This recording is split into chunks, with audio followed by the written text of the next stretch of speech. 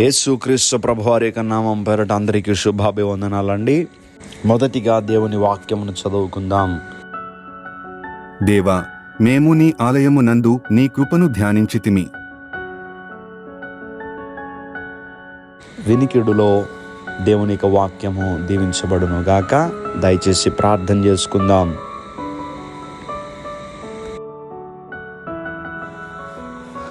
సజీవునిగా మూడవ దినమున తిరిగి లేచిన నజరేయుడైన యేసయ్య, మీ ఘనమైన నామమును బట్టి వందనములు.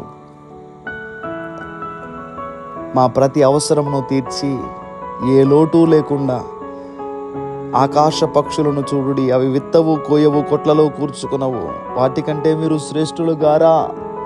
నేను వాటిని పోషిస్తున్న రీతిగా మిమ్మల్ని పోషించలేనా అని ప్రభువు అడిగినట్లుగా మమ్మలను తండ్రి అంతకంటే మిక్కిలిగా మమ్మల్ని ప్రేమిస్తూ, మమ్మల్ని పోషిస్తూ, మా ప్రతి అవసరమును తీరుస్తున్నందుకు మీకే వందనములు.